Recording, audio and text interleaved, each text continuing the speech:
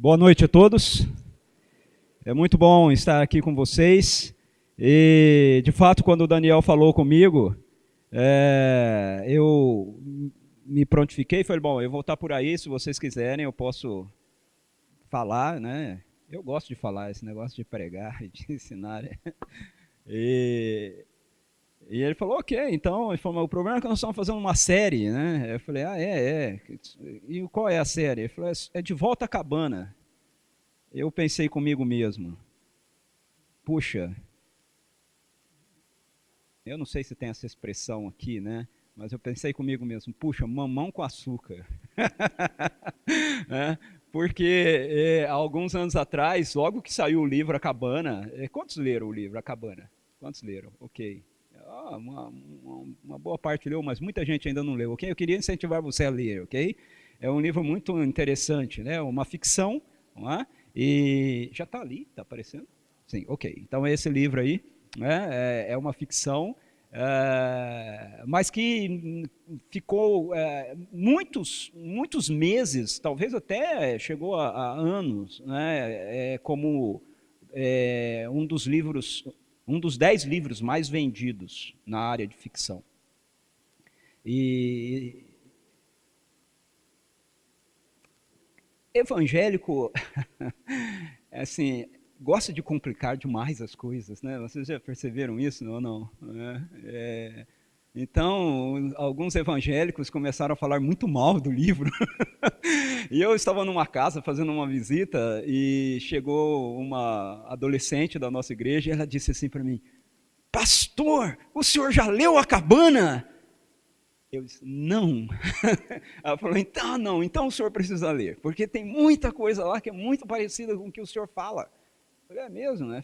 Foi bom, então eu vou ler esse livro, porque eles estão falando mal do livro, então estão falando mal de mim, né? Aí eu peguei e comprei o livro para ler, e eu comecei a ler o livro, e o comecinho do livro não me interessou muito, mas eu falei, bom, eu vou ler o livro, né? Porque eu falei para ela que eu ia ler, agora eu vou ler, né? E continuei, e quando chega ali para o capítulo 4, mais ou menos, do livro, aí a coisa começa a ficar mais interessante, e do capítulo 5 para adiante fica muito interessante. E eu li o livro e reli o livro depois, em seguida, e resolvi fazer uma série na minha igreja também, né?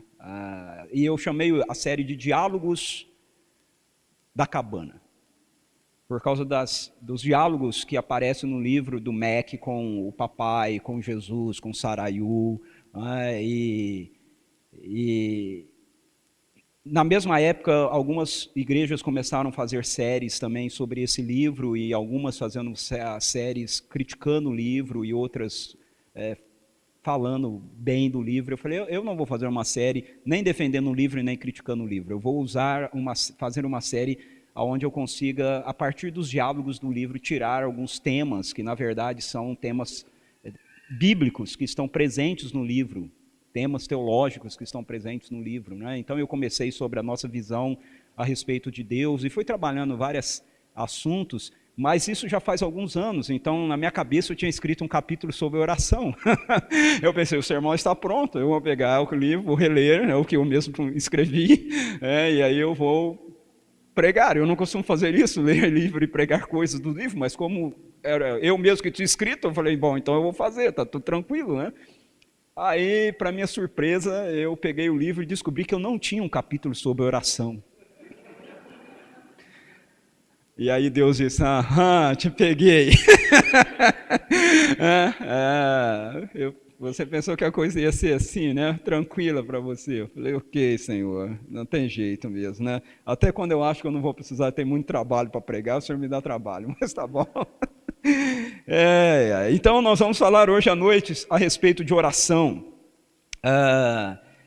Esse tema, deixa eu ver se esse negócio aqui meu vai funcionar. Opa, passei aqui. Aí, oração.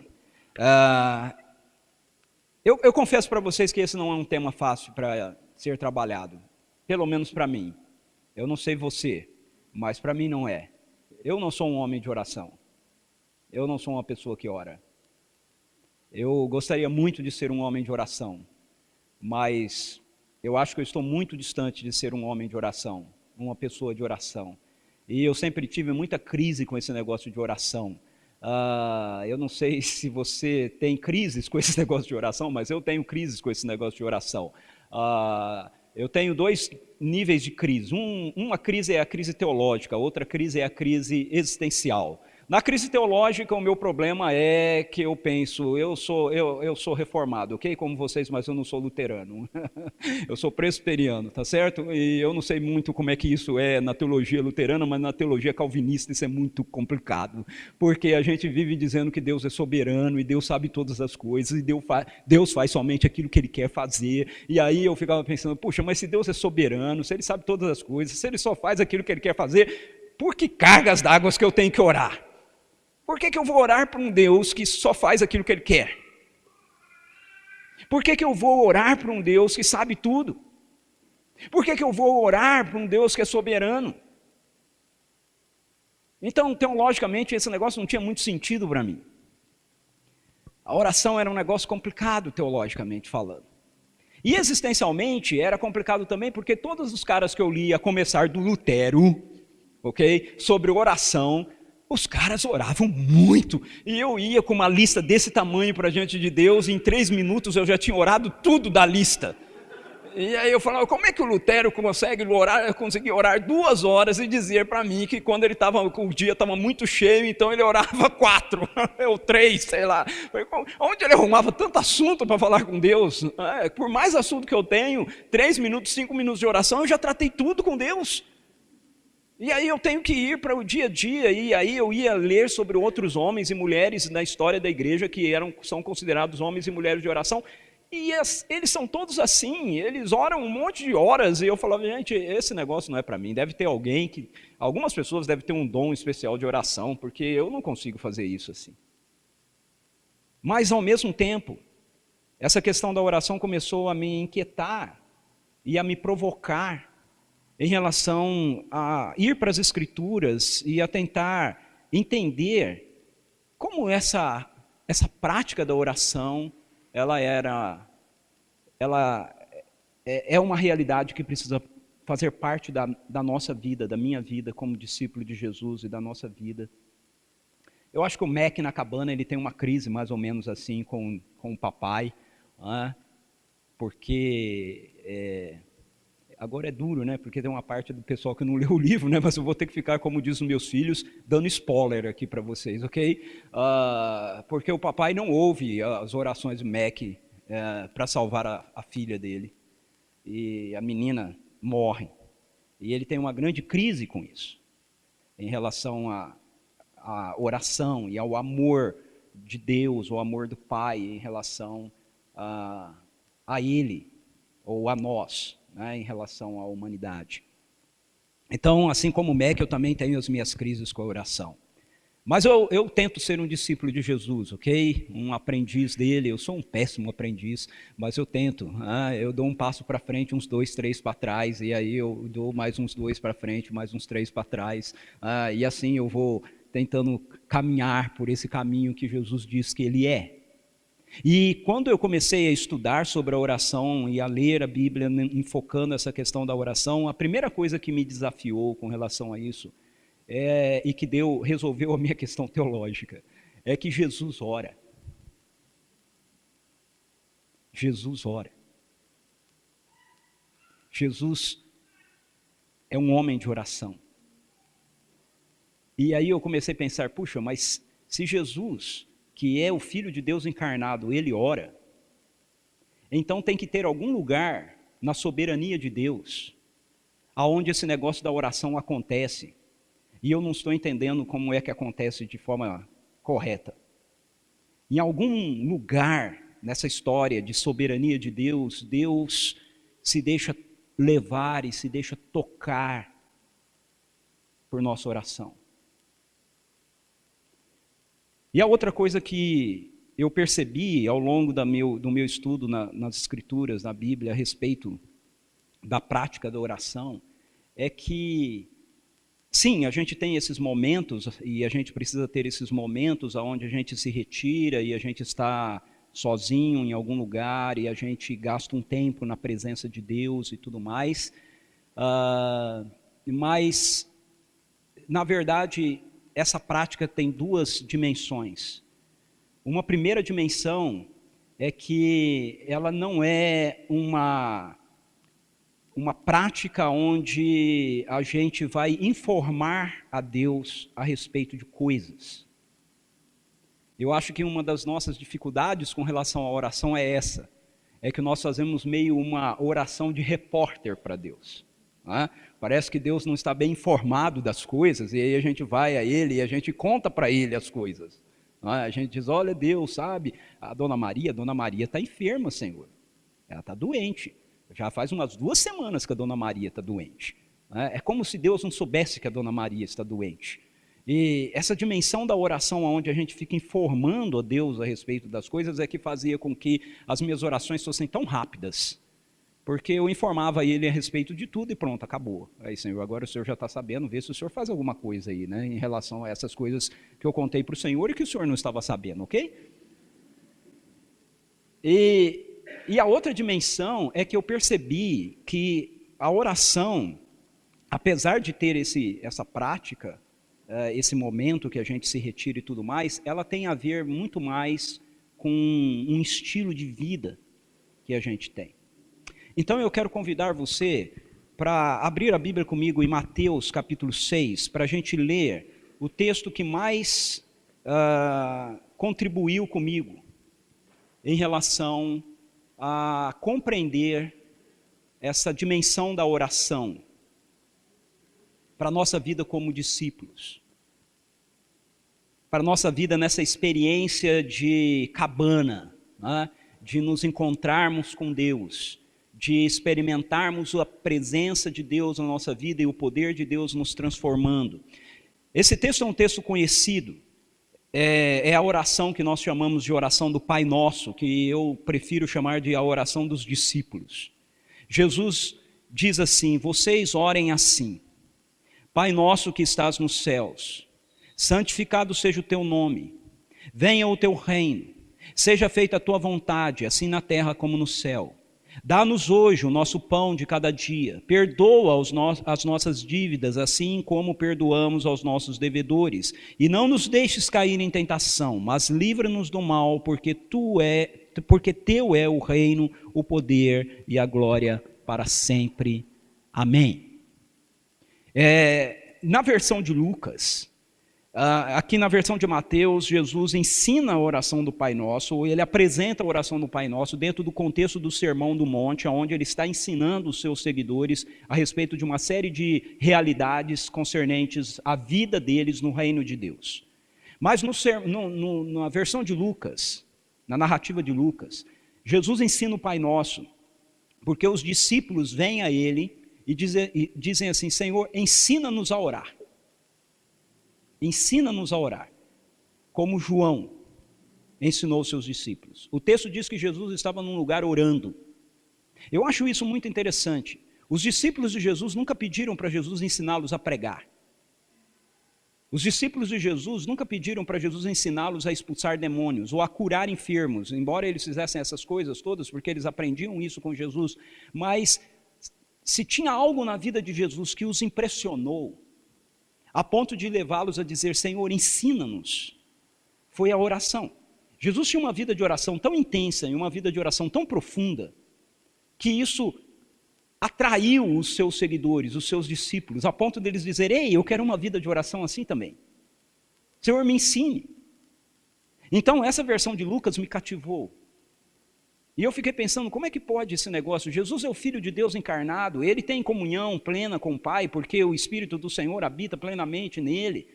E ainda assim, ele está sempre orando, ele sempre, nós lemos os evangelhos, nós sempre encontramos Jesus se retirando, e Jesus orando, e Jesus na presença do Pai, e tem vários textos que mostram que Jesus, às vezes, passa a noite toda orando, a noite toda na presença de Deus. Eu digo, mas por quê? Certamente não era porque Jesus tinha alguma coisa para explicar para o Pai, ou para informar ao Pai.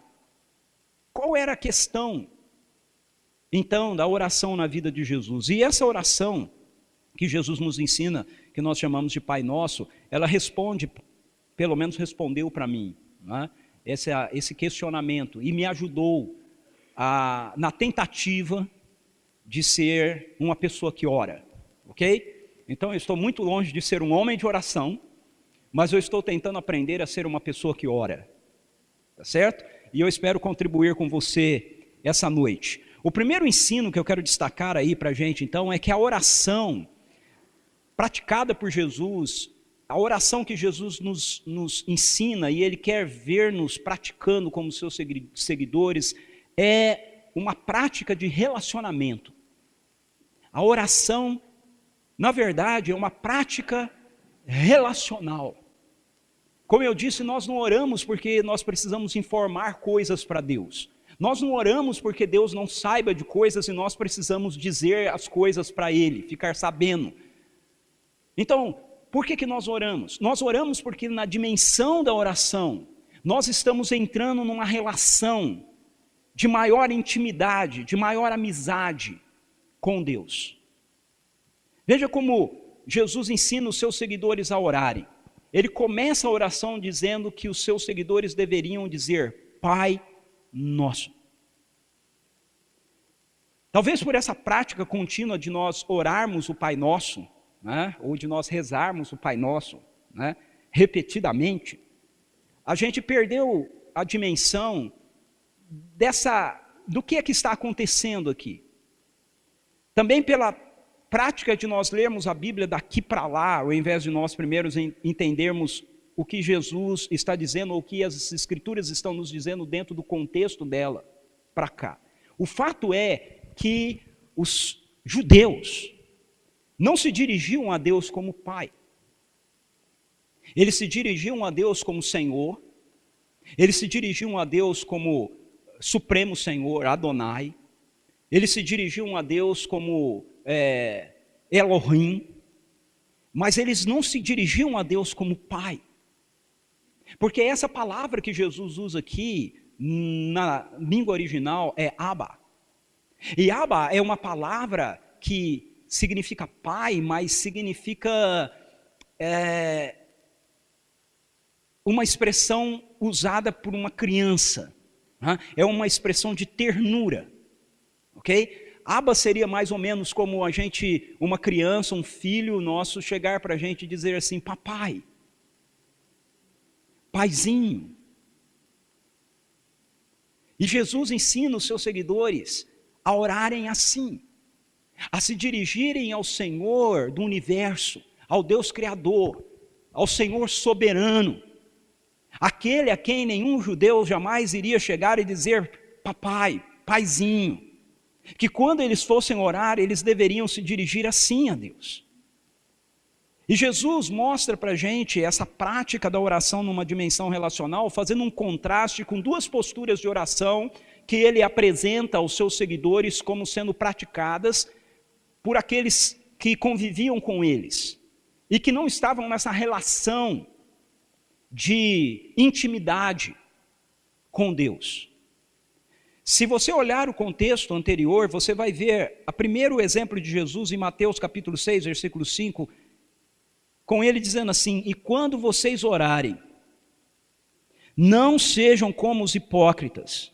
Eles gostam de ficar orando em pé nas sinagogas e nas esquinas, a fim de serem vistos pelos outros. Eu lhes asseguro que eles já receberam sua plena recompensa.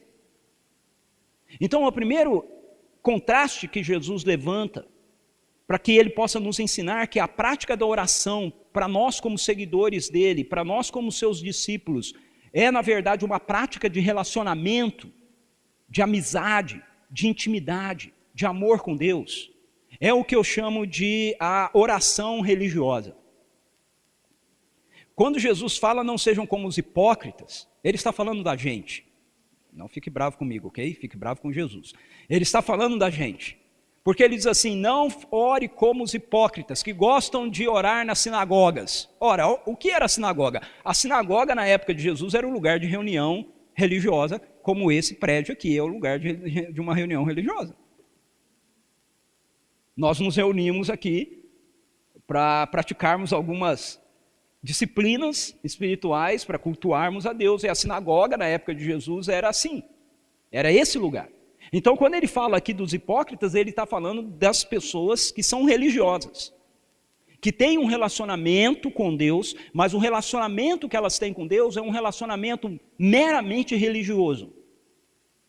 É um relacionamento onde Deus é visto, Deus é reconhecido, mas Ele é visto e reconhecido como alguém que é acessado em momentos específicos da vida. E que depois de ser acessado, você sai para a sua vida e você vai viver a sua vida independentemente de como Deus participa dela. E Jesus diz, olha, quando vocês orarem, não orem assim. Não orem como os hipócritas, que fazem da oração meramente uma prática de parte da sua vida, de parte da sua religiosidade, da sua religião, que não tem na oração essa experiência com o prazer de estar com Deus, com o prazer da intimidade. E aí ele diz, vocês quando orarem, entrem no seu quarto, feche a porta, verso 6, e ore a seu pai, ore ao seu Abba, que está em secreto. E aí ele faz uma colocação que eu acho muito interessante, eu não sei se você já parou para prestar atenção nisso. Ele diz assim, então, seu pai, que vê em secreto, o recompensará. Eu já tinha lido esse texto muitas vezes, antes de fazer esse meu estudo nas escrituras sobre oração. E eu nunca tinha percebido, nunca tinha notado isso. Veja, oração, na maioria das vezes, está relacionado na nossa mente com falarmos e Deus nos ouvir. Não é? Mas veja o que Jesus diz aqui. Ele não diz assim, entre no seu quarto em secreto, e o seu pai, que ouve em secreto, te recompensará. Ele diz, o seu pai, que te vê. Isso faz muito sentido, sabe por quê? Porque Deus não precisa ouvir as nossas orações mesmo. Ele sabe tudo. Ele sabe o que nós precisamos, Ele sabe do que nós necessitamos, Ele sabe o que nós vamos pedir. Antes mesmo de nós sabermos o que nós vamos pedir, antes da palavra chegar na nossa língua, Deus já sabe o que nós vamos falar. Então o que Jesus está nos mostrando aqui? Jesus está nos mostrando que a prática da oração tem muito mais a ver com esse nosso sentimento, essa nossa satisfação de estarmos na presença de Deus nos ver na sua presença. De Deus dizer, ei, aí vem aquele meu filho querido, aquela minha filha querida, e ele vem se colocar na minha presença. Que gostoso vê-lo aqui, que gostoso olhá-lo aqui. Algo que me chama muita atenção na cabana, no livro da cabana, são as vezes que o Mac chega ao papai, e o papai está sempre pronto para dialogar com ele, sempre pronto para conversar com ele, sempre esperando. Algumas pessoas ficaram muito escandalizadas com o livro A Cabana, porque a figura que o autor do livro usa para designar a imagem do Deus Pai é de uma mulher. E aí fica com essa história, olha, a teologia feminista quis mostrar que Deus é mulher. Eu não vi nada disso assim. Eu vi apenas a ideia do autor querer demonstrar essa dimensão da relação terna de Deus conosco. E o próprio Deus muitas vezes se apresenta nas Escrituras nessa dimensão feminina. Embora ele seja masculino nas Escrituras o tempo todo, muitas vezes ele usa essa figura feminina. O próprio Jesus usa para ele, falando que ele queria, como uma galinha, ajuntar os cidadãos de Jerusalém, como a galinha junta os pintinhos debaixo das suas asas para protegê-los. Eu gosto dessa figura que o autor da cabana usa continuamente na imagem do papai que está sempre numa cozinha. Quem lê o livro percebeu isso, ele está sempre na cozinha, e ele está sempre cozinhando, ele está sempre fazendo alguma comida, e eu gosto muito disso, porque eu gosto de comer. Eu gosto muito de comer. Comer é uma das melhores coisas que tem. A outra coisa muito boa que tem, não fique muito escandalizado, aqui não, a pessoa não vai escandalizar aqui, é beber vinho. Vinho é muito bom. A Bíblia diz que Deus criou o vinho para alegrar o coração dos homens. Vinho é o néctar de Deus para a gente. Ok? Não pode se embriagar, ok? Mas pode tomar um bom vinho. Essas coisas nos alegram. Deus gosta que nos alegremos. Deus gosta que nos alegremos na sua presença. Deus gosta que nós tenhamos prazer na sua presença. O Pai que vê em secreto te recompensará. O Pai que vê que o seu coração anseia por Ele, deseja. E isso fez todo sentido para mim numa dimensão de oração, porque eu comecei a pensar, ok, isso realmente faz todo sentido, porque se eu oro apenas na dimensão de eu ter que informar Deus de situações, então quando estiver tudo bem na minha vida, eu não preciso orar. Mas Jesus orava sempre. A outra dimensão que Jesus insere o Pai Nosso, como um contraste da oração que Ele quer para os seus discípulos, é a oração praticada pelos pagãos. Ok? Essa oração que a gente acha que com ela nós vamos poder, de alguma maneira, manipular Deus. De alguma maneira nós vamos poder controlar o poder de Deus. Ele diz assim no versículo de número 7, e quando orarem, não fiquem sempre repetindo a mesma coisa, como fazem os pagãos. Eles pensam que por muito falarem, serão ouvidos. Então veja, de fato a oração não tem a ver com essa questão de nós estarmos 2 horas ou 3 horas na presença de Deus, com muitos argumentos diante dele. Seja lá qual for a dimensão que faz com que esses homens e mulheres de oração ao longo da história da igreja gastasse tanto do seu tempo na presença de Deus, certamente isso não incluía apenas eles ficarem falando o tempo todo com Deus. Quando Jesus se retirava para orar, certamente o que Jesus fazia não era ficar falando o tempo todo com Deus. O que Jesus fazia era usufruir da presença de papai. Era estar na presença do Pai, usufruir da alegria e do contentamento de estar ali com Ele. Nós temos a dimensão da consciência de que Deus é onipresente, e Ele é. Mas veja, há uma diferença entre a onipresença de Deus e a presença manifesta de Deus. Não são a mesma coisa. A Bíblia o tempo todo mostra isso para a gente. Deus está em todos os lugares, mas para que a gente possa perceber Deus em algum lugar, nós precisamos nos encontrar com Ele em um lugar. Jesus ora porque Ele se encontra com o Pai em um lugar. E quando Ele se encontra com o Pai em um lugar, Ele é capaz então de perceber a presença do Pai em qualquer lugar. Há um texto em Lucas, capítulo 18, versículos 1 a 8, onde Jesus também trata a respeito da oração. E nesse texto de Lucas, Jesus conta uma parábola. E Lucas nos diz que Jesus conta essa parábola para que ele pudesse estimular os seus seguidores a orarem sempre e nunca esmorecerem na prática da oração. Veja, então Jesus, Lucas 18:1, então Jesus contou aos seus discípulos uma parábola para mostrar-lhes que eles deviam orar sempre e nunca desanimar. Esse é outro texto que me pegou, porque o texto diz que Jesus conta essa parábola para os seus discípulos para que eles pudessem orar sempre.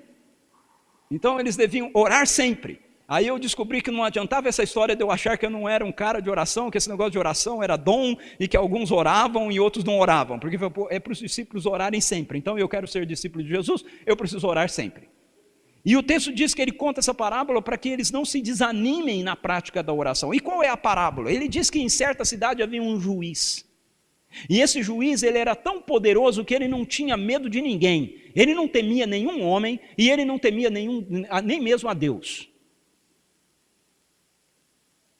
Devia ser um daqueles que estão no Supremo Tribunal aqui do Brasil, né? Um daqueles juízes ali. Eles não temiam ninguém. Esse juiz não temia ninguém. E havia uma viúva nessa cidade. Uma viúva que tinha uma causa que precisava ser julgado por aquele juiz. Ele era o único que poderia julgar a causa da mulher. Essa é a parábola de Jesus. Aí o que aquela mulher faz? O juiz não estava julgando a sua causa. Essa viúva aí, eu não quero saber de tratar dos negócios dela. Eu julgo as causas que eu quero. Eu decido aquilo que eu quero fazer. E a mulher então resolveu pegar no pé do juiz. E quando o juiz acordava cedo, ia tirar o camelo dele da garagem, ela estava lá. Bom dia, seu juiz. Julgou a minha causa? E tem uma pilha de processo lá, mulher. Não me amola, não. Ah, tudo bem, seu juiz. Aí, o juiz chegava no fórum. Quem que estava na entrada do fórum? A mulher. E a viúva virava para ele e dizia: bom dia de novo, seu juiz. Vai começar a trabalhar, né? Lembra de julgar minha causa? Mulher, já falei que eu tenho um monte de coisa para fazer. Sua causa está aí, na hora certa eu vou julgar. Aí entrava no fórum. Aí saía para o cafezinho. Quando ele saía para o cafezinho, quem estava no saguão? A viúva. E aí, seu juiz, deu tempo de julgar minha causa? Ele saía para o almoço. Quem estava lá na lanchonete? A viúva. O juiz julgou minha causa? Ele ia embora. Quem que estava esperando ele sair do fórum? A viúva. Ele chegava em casa, à noite, jantava, de repente a campainha tocava, ele abria a porta, quem que era? A viúva. Seu juiz, eu vim dar boa noite para o senhor e lembrá-lo de não esquecer de julgar a minha causa. E aí o texto diz que essa mulher o importunava dia e noite, por algum tempo. Verso 4, ele se recusou, mas finalmente disse a si mesmo, o juiz diz para ele mesmo: embora eu não tema a Deus e nem me importe com os homens, essa viúva está me aborrecendo, eu vou fazer-lhe justiça para que ela não venha mais me importunar. Eu vou julgar o caso dessa mulher, não aguento mais essa mulher na minha frente, eu vou julgar a causa dela, porque assim ela vai embora. E aí o texto diz que Jesus afirma para os seus discípulos: ouçam o que diz o juiz injusto. Essa parábola pode parecer uma parábola confusa, mas ela não é, ok? Ouçam o que diz o juiz injusto. Acaso Deus não fará justiça aos seus escolhidos, que clamam a Ele dia e noite, continuará fazendo-os esperar? Eu lhes digo, Ele lhes fará justiça e depressa. O que Jesus está mostrando aqui é que Deus, nós devemos ir a Ele, nós podemos ir a Ele, porque Deus não é como um juiz injusto, Ele não é como um juiz iníquo, Ele não é uma pessoa que você precisa convencê-lo de te ouvir. Ele é um pai que está sempre pronto a ouvir e acolher e atender os seus escolhidos. Jesus está fazendo um contraste aqui, e aí ele faz uma declaração interessante. Ele diz assim: no entanto, contudo, quando o Filho do Homem vier, encontrará fé na terra? Então o que ele está dizendo é que o problema com a prática da oração, de nós muitas vezes não termos uma vida consistente de oração, não está em Deus. Não é porque Deus não nos ouve, não é porque Deus não nos atenda, mas é porque nós não vamos a Ele. Porque nós, muitas vezes, temos uma imagem equivocada dele.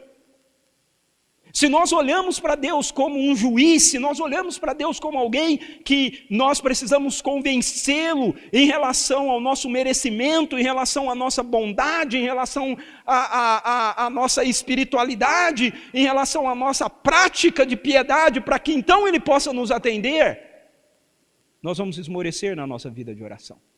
Mas Jesus diz aos seus discípulos: vocês podem orar sempre, porque Deus não é como um juiz iníquo. Deus não é como um juiz que precisa ser convencido. Deus é Abba, Pai. Portanto, ainda que eu não tenha absolutamente nada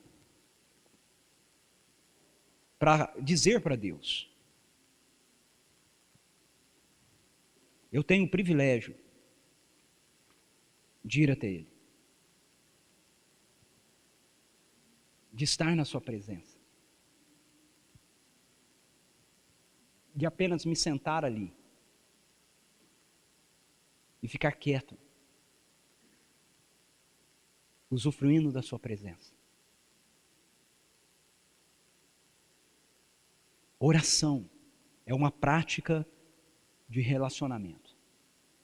Mas outro ensino que eu quero destacar para a gente aqui é que a oração dos discípulos é uma oração centralizada no reino de Deus.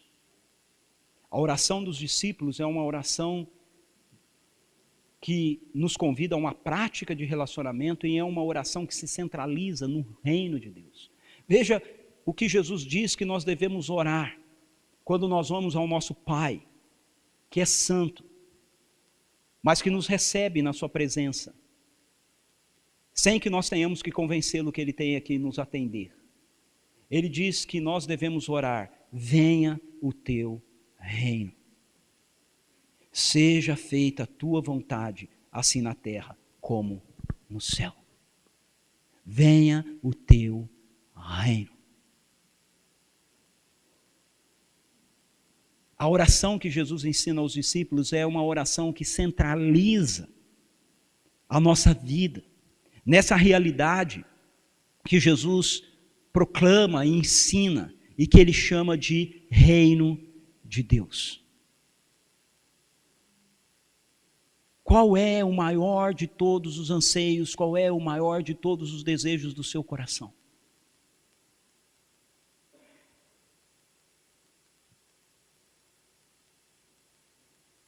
O que você mais quer? Casar? Um namorado? Uma namorada? Entrar na universidade? Sair da universidade? Porque tem gente que entra e depois tem um problema danado para sair. Entrar na universidade, sair da universidade, ganhar mais, trocar de carro, ter um ministério bem-sucedido, ver a igreja crescer, ter um filho, ver o filho crescer, ver o filho casar, agora ter um neto. O que você mais quer? O que você mais deseja? Jesus diz: o desejo maior, o anseio maior, a expectativa maior de um discípulo meu, de um seguidor, de um adorador de Abba, é que o seu reino, o seu governo, venha do céu para a terra. Jesus não nos ensina a orar dizendo: Pai nosso que estás nos céus, leva-nos para aí, leva-nos para o céu, tira-nos desse mundo complicado, mau, cheio de problema. Não, Jesus diz: Pai, abre os céus, traz o teu governo, traz o teu reino, faz com que a tua vontade boa, perfeita, maravilhosa, extraordinária, que é experimentada no ambiente do céu, no seu reino, seja a experiência experimentada pelo mundo desconectado com o Senhor, por esse mundo rebelado, por essa realidade marcada pela queda. Venha o teu reino, mais de ti, Senhor, mais de ti nesse mundo, nessa era, nessa realidade, nesse mundo mau. Governa esse lugar, venha sobre nós o teu governo, venha sobre nós o teu reino, reine sobre a minha vida, reine sobre a minha casa, reine sobre a minha família, reine sobre a nossa igreja, reine sobre o nosso país, reine, Senhor, governe. Tu és Deus, tu és o Rei, e nós queremos o teu governo mais do que qualquer outra coisa na nossa vida. O reino de Deus é o ambiente aonde a salvação de Cristo Jesus nos conduz. Paulo nos diz em Colossenses capítulo 1, versículo 13, que Deus nos desarraigou do reino, do império das trevas e nos transplantou no reino do seu Filho amado. Então o reino de Deus é uma realidade a qual eu e você experimentamos quando nós nos rendemos ao Evangelho, quando nós nos entregamos àquilo que Jesus fez por nós, sua vida perfeita, vivendo aquilo que eu e você não podemos viver, sua morte, assumindo a minha morte, a sua morte, e a sua ressurreição trazendo sobre nós a justiça da sua vida, traz a nós a realidade do reino de Deus. E aí Jesus nos ensina a orar dizendo: Deus, nós queremos mais disso, nós queremos mais do teu reino, nós queremos isso mais do que qualquer outra coisa.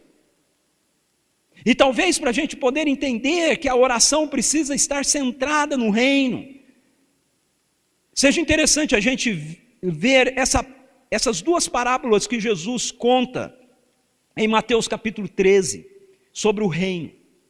Mateus capítulo 13, versos 44 a 46, Jesus conta duas parábolas, e o teor dessas parábolas, o ensino dessas parábolas, das duas, é exatamente o mesmo. Ele diz assim: o reino dos céus, que é um sinônimo para reino de Deus, é como tesouro escondido num campo. Certo homem, tendo-o encontrado, escondeu-o de novo, e então, cheio de alegria, presta atenção, cheio de alegria,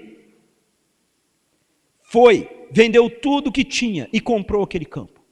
O reino dos céus também é como um negociador que procura pérolas preciosas. Encontrando uma pérola de grande valor, vendeu tudo o que tinha e a comprou. O que Jesus está nos ensinando aqui sobre o reino?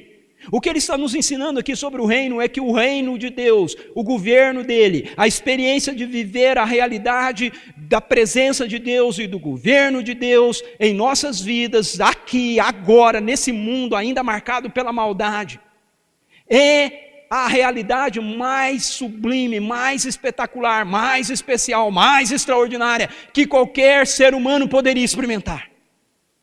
As duas parábolas estão nos ensinando exatamente a mesma coisa, a preciosidade, o valor extraordinário que é o reino de Deus. E é isso que Jesus está nos ensinando a orar. Ele está mostrando para a gente que não existe absolutamente nada melhor para a nossa vida do que nós experimentarmos o governo de Deus, a vinda do reino, sua vontade perfeita, santa, se estabelecendo em nós, e se estabelecendo nesse mundo, marcado ainda pela rebelião e pela maldade dele. Outro rei está governando, outro rei está reinando. E Jesus nos ensina a orar dizendo: Deus, nós queremos que isso seja cada vez mais nítido em nossa vida. É mais precioso do que ter filho, é mais precioso do que casar, é mais precioso do que ter um ministério bem sucedido, é mais precioso do que ver a igreja crescer, é mais precioso do que a gente entrar na faculdade ou sair da faculdade, a gente conseguir um grande emprego, a gente conseguir ter uma vida financeiramente abastada. Tudo isso, diz Jesus, é nada perto do reino de Deus, é nada perto da vida experimentando o governo e a presença sublime de Deus em nós. Venha o teu reino. E para ele vir, eu abro mão de qualquer uma dessas coisas. Opa! Quando o Filho do Homem vier à terra, encontrará nela fé? Nós acreditamos nisso. Nós acreditamos que a experiência da nossa vida em Deus é a realidade mais extraordinária que nós, seres humanos, podemos experimentar. É o nosso tesouro no campo. É a nossa pérola de maior valor. Ele não está falando de salvação por obras, você já foi salvo, ele está falando de você experimentar a vida, essa vida no reino. Por essa vida no reino, por essa experiência com a vinda do reino, de uma forma concreta, na minha história, na minha existência, eu negocio qualquer coisa. Isso é melhor do que qualquer coisa.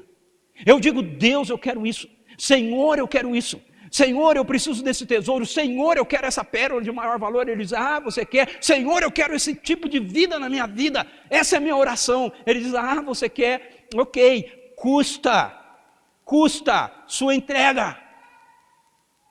Eu falo: mas entrega o quê? Ele diz: o que você tem de valioso.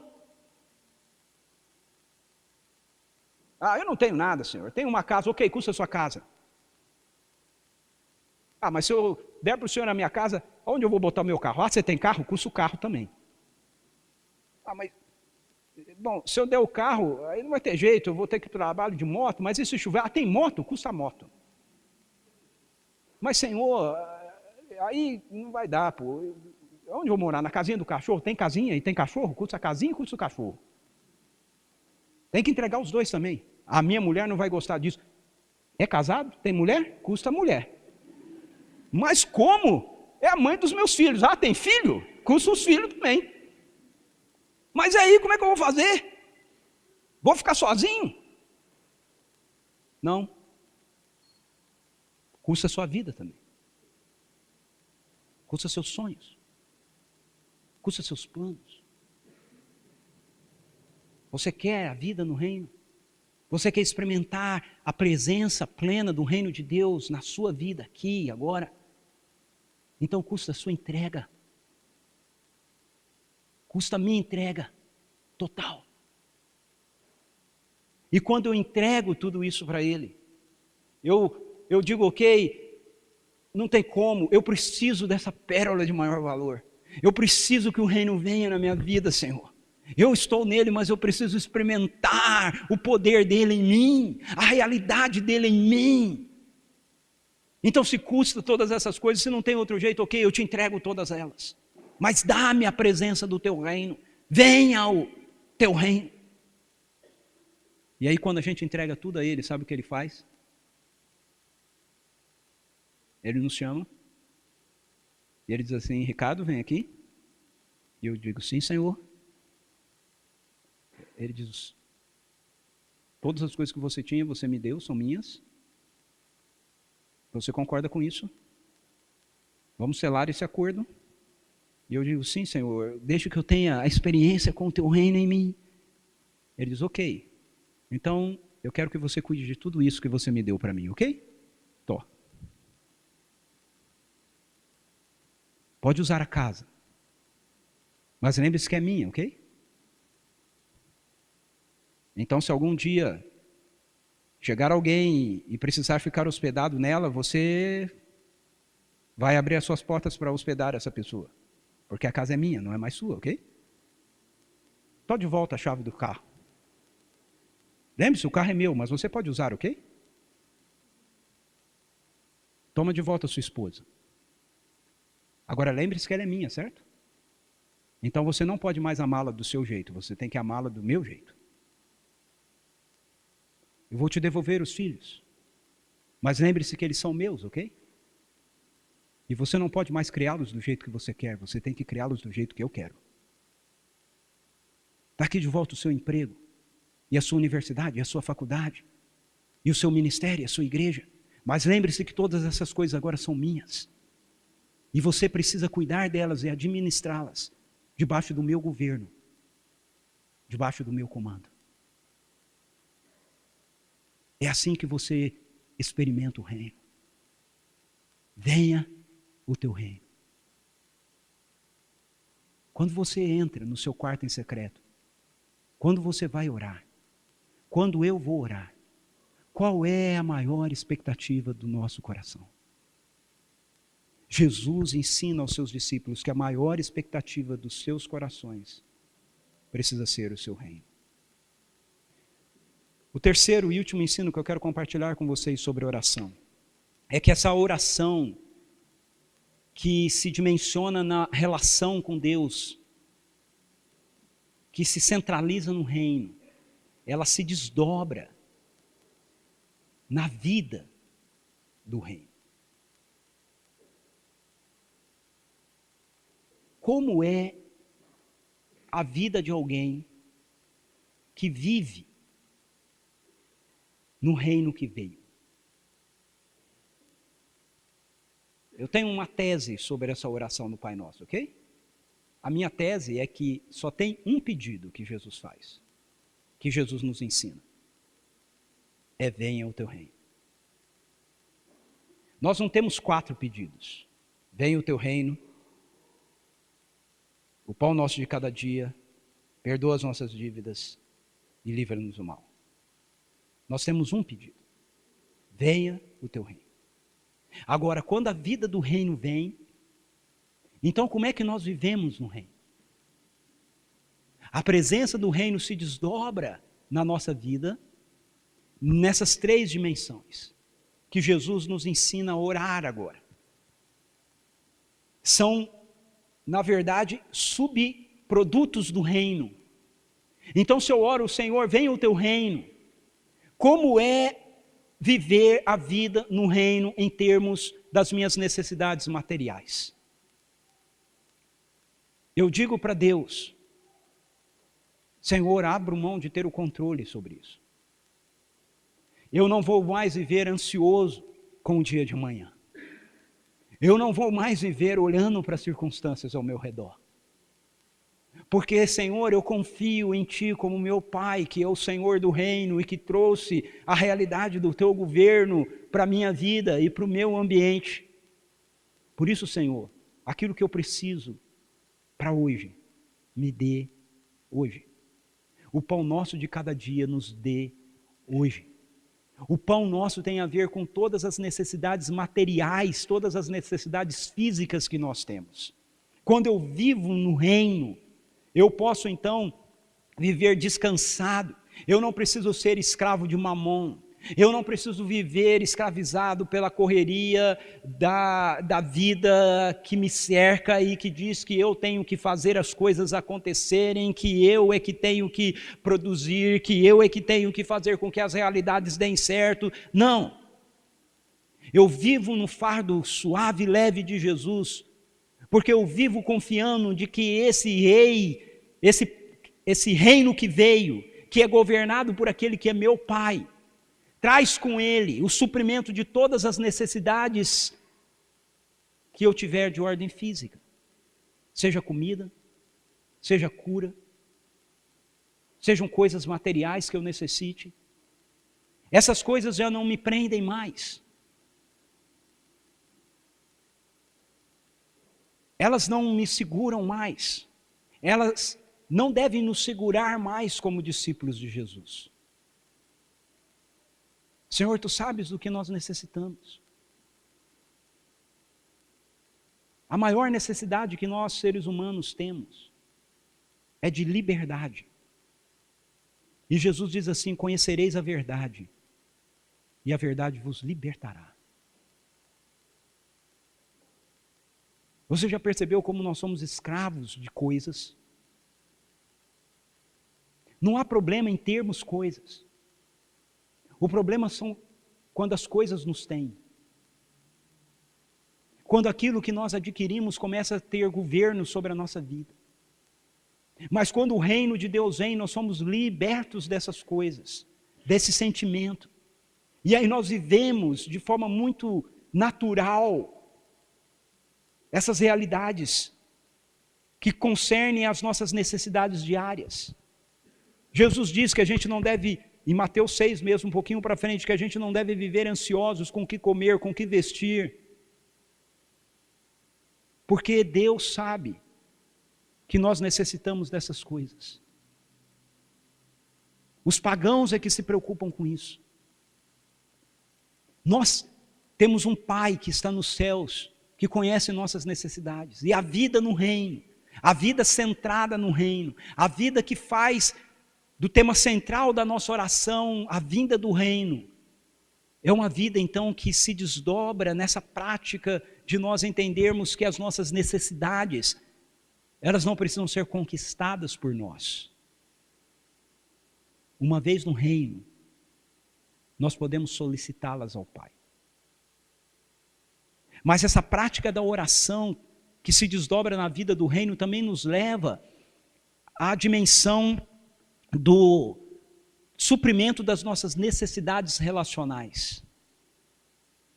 Jesus em seguida diz que os discípulos deveriam orar dizendo: perdoa as nossas dívidas assim como nós perdoamos aqueles que nos têm ofendido.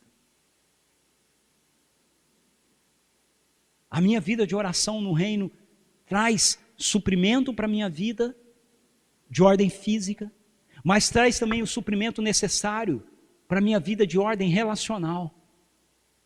Eu tenho os meus relacionamentos redimidos. Eu tenho os meus relacionamentos restaurados, reconstruídos. Porque eu estou vivendo no ambiente do reino, porque a vida de Jesus está em mim, está em nós. Nós podemos pensar como Ele, falar como Ele, fazer o que Ele faz. Nós podemos perdoar, como Jesus perdoa. Nós podemos restaurar as nossas relações, como Jesus restaura as relações.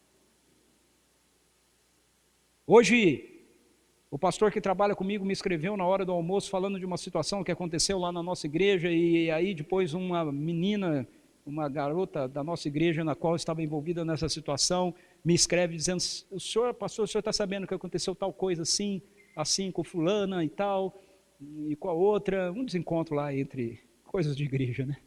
E aí eu falei, o pastor Pedro me avisou. Aí eu perguntei para ela: você estava presente também? E ela me escreveu dizendo assim: não. Depois a fulana me ligou, contando, chorando, e eu fiquei com muita raiva da ciclana. Chorei de raiva. E aí eu disse para ela: não sinta raiva.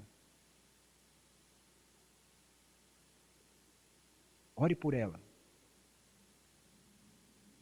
Raiva não é um sentimento do reino. Deixe que a vida de Jesus que está em você flua de você. Nós sentimos raiva. Nós sentimos ansiedade. E a nossa sociedade diz: procure, com todo respeito, e me desculpe aqui se você é, ok? Procure um psicólogo. Procure uma psicóloga. E Jesus diz que você deve simplesmente perdoar. Perdoe. Ah, eu não consigo. Consegue. A vida de Jesus está em você. Você pode pensar como Ele, falar como Ele, fazer o que Ele faz. Eu posso fazer isso. A decisão é se nós vamos ou não vamos descer do barco. Se nós vamos ou não vamos andar sobre as águas. Pai, perdoa-os. Perdoe-os. Me perdoe. E que eu os perdoe como o Senhor tem me perdoado. Essa vida de oração no reino também nos leva ao suprimento na dimensão das nossas necessidades espirituais. Jesus conclui dizendo assim, que os seus seguidores deveriam orar, pedindo para que o Pai os livrasse do mal. Não os deixassem cair em tentação, mas os livrasse do mal. No original aí, a palavra, na verdade, é maligno. Não é meramente de situações ruins, mas é da influência maligna, da influência de Satanás. O que Satanás sempre quer?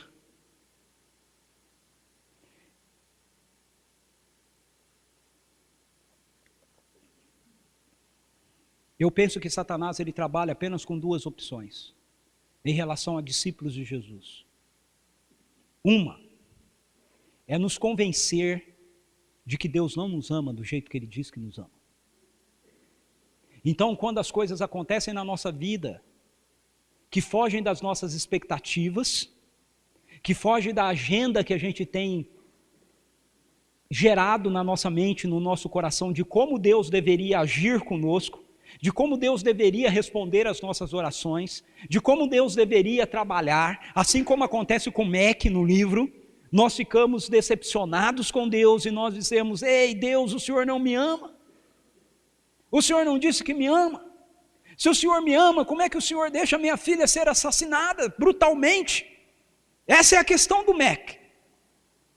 Se o Senhor me ama, Como é que o Senhor deixou eu perder o meu emprego? Se o Senhor me ama, como é que o Senhor deixou que essa enfermidade acometesse a minha casa? Se o Senhor me ama, como é que o Senhor deixou que essa situação acontecesse na minha vida? Quando as coisas fogem do nosso padrão, o acusador vem dizendo: está vendo? Depois Deus diz que te ama. Como é que Ele te ama se Ele deixa você passar por isso? Essa é uma opção. A outra opção com a qual Satanás trabalha é de nos conduzir à ideia de que nós podemos governar a nossa própria vida.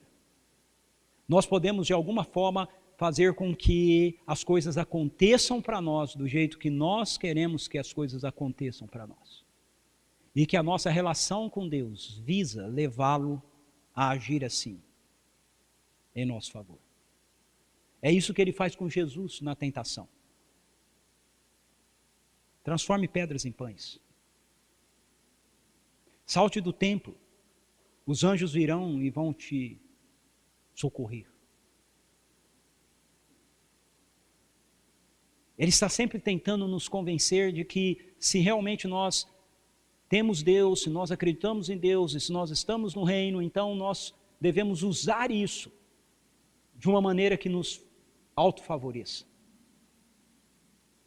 Mas Jesus nos ensina, na sua vida de oração, na sua prática da oração, que a verdadeira oração, que se baseia nessa relação com Deus, que nos leva a chamá-lo de Abba, que centraliza o reino, que se desdobra na vida dentro desse reino, na certeza de que esse Deus que é Pai, suprirá nossas necessidades físicas, nossas necessidades relacionais e nossas necessidades espirituais.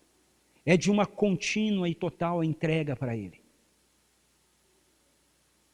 É a oração que nos leva ao abandono, que nos leva a dizer, como Jesus diz: passa de mim esse cálice, mas não seja feito conforme eu quero, e sim conforme tu queres.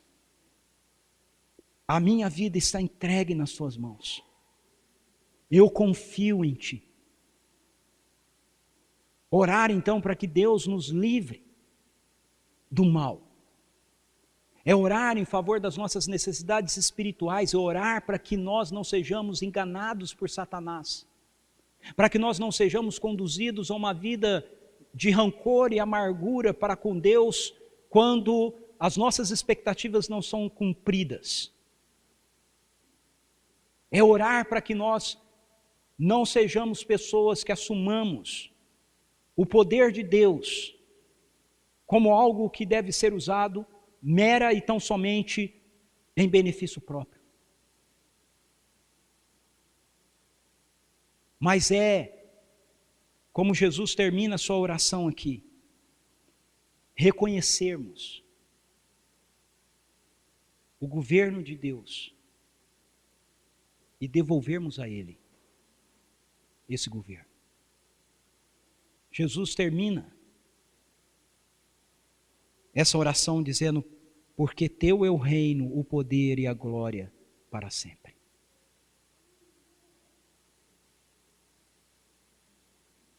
A oração dos discípulos é uma oração que nos conduz e nos leva a desejar aquilo que Deus planejou para nós. E o que Deus planejou para nós foi um mundo bom e perfeito. Um mundo bom e perfeito que nós corrompemos por nossa rebelião. Um mundo bom e perfeito que, apesar de corrompido por nossa rebelião, não foi abandonado por esse Deus que nós chamamos de Pai. Ao contrário, Ele entrou na nossa história através da vida de um ser humano, se fazendo um de nós, na pessoa de Jesus, para viver a vida perfeita que eu e você não somos capazes de viver, para tomar sobre Ele o juízo que cabe a mim e a você receber. Ele fez isso quando morreu naquela cruz. E para poder nos revestir da justiça que lhe pertence, através da sua ressurreição. Quando nós reconhecemos isso e nós nos curvamos à sua soberania, ao seu senhorio, e nós oramos: Pai nosso que estás nos céus, santificado seja o teu nome, venha o teu reino, porque teu, não nosso, teu é o reino, teu, não nosso, é o poder, tua, não nossa, é a glória. Nós desejamos aquilo que Deus deseja. Nós devolvemos a Ele aquilo que lhe pertence. Uma vida que foi criada para ser vivida nele. Para ter prazer, alegria, satisfação, paz nele, não fora dele. Assim, por causa dessas coisas, eu tenho entrado na cabana para aprender a orar. E tenho começado a ser uma pessoa que ora, esperando que um dia eu me torne um homem de oração. Vamos orar? Feche os seus olhos, curva a sua cabeça. Senhor, ensina-nos a orar. Ensina-nos essa oração que faz o teu reino o centro de todas as coisas. Essa oração que nos leva à tua presença, não com um coração desejoso de manipulá-lo, não com um coração apenas interessado em cumprir uma formalidade, mas que nos leva à tua presença como filhos, crianças que têm prazer de estar na presença de seu papai, de chamá-lo de Abba.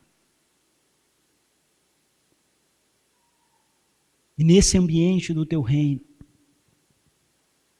sabemos que podemos pedir que o Senhor supra as nossas necessidades físicas, as nossas necessidades relacionais e as nossas necessidades espirituais.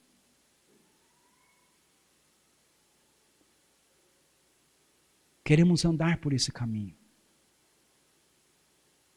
Um caminho de uma oração que nos leva a uma entrega total pelo teu reino. Que nos leve a desejá-lo como a pedra de maior valor, como o tesouro escondido no campo,